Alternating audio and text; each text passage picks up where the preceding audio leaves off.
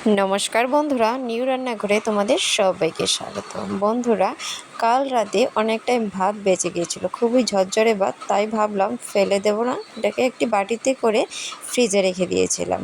এতগুলো ভাত ফেলি কী করে, তো তার জন্য এটাকে ফ্রিজে রেখে দিয়েছিলাম। তো আজ ভাবছি এটা দিয়ে একটি রেসিপি তৈরি করব।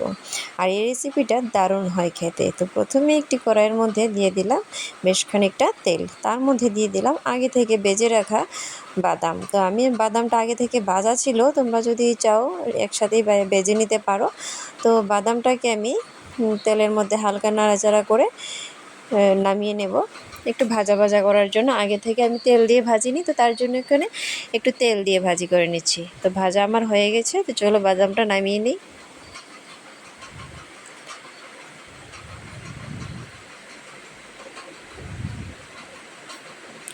তো বাদামটা আমার ভাজি হয়ে গেছে। আর এখানে দেখো আমি নিয়ে নিয়েছি কিছুটা ক্যাপসিকাম আর একটি আলু। তো তোমরা তোমাদের পছন্দ অনুযায়ী মানে সবজি দিতে পারো। তো আমি এখানে ক্যাপসিকাম আর আলু দিলাম, দিয়ে দিলাম পরিমাণ মতো লবণ আর হলুদ দিয়ে একটুখানি ভাজা ভাজা করে নেব। আর একটুখানি ঢাকা দিয়ে দেবো, তাহলে কি হবে, আলু ক্যাপসিকামটা খুব ভালো সেদ্ধ হয়ে যাবে। তো দেখো বন্ধুরা, আলু ক্যাপসিকামটা কিন্তু সেদ্ধ হয়ে গেছে। আর এর মধ্যে দিয়ে দিলাম কিছুটা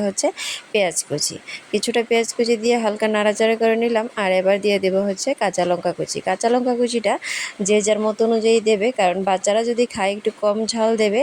আর বাচ্চারা কিন্তু এই রেসিপিটা ভীষণ চেটেপুটে খায়, একবার বানিয়ে দেখো, ভীষণই খায়। আর এখানে দিয়ে দিলাম 4টে শুকনো লঙ্কা, গোটা শুকনো লঙ্কা।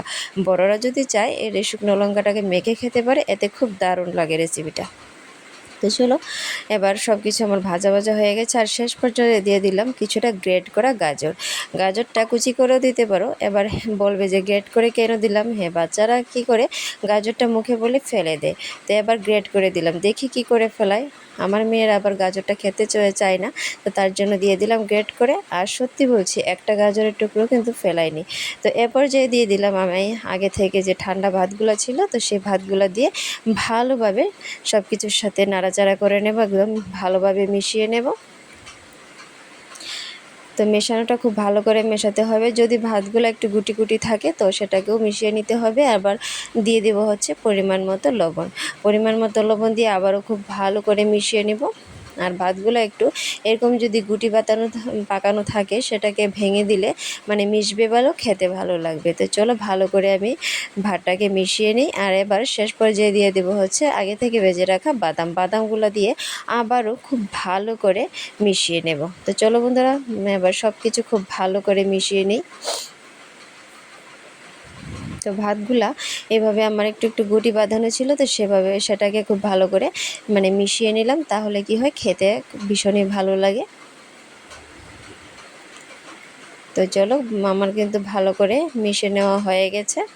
এবার এর মধ্যে দিয়ে দেবো ঘি দিলে এর স্বাদ দ্বিগুণ পরিমাণে বেড়ে যায়, একবার স্বাদে গন্ধে একদমই পরিপূর্ণ।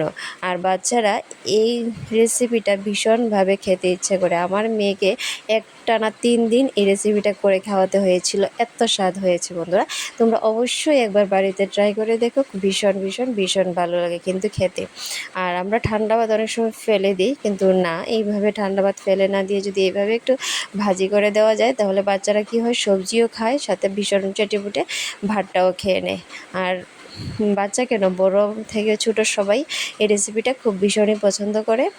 তো চলো, কথা বলতে বলতে রেডি হয়ে গেল আমার এই রেসিপি। খুব চটজলদি, মাত্র মিনিট 5 হলেই কিন্তু এই রেসিপিটা তৈরি করা যায়।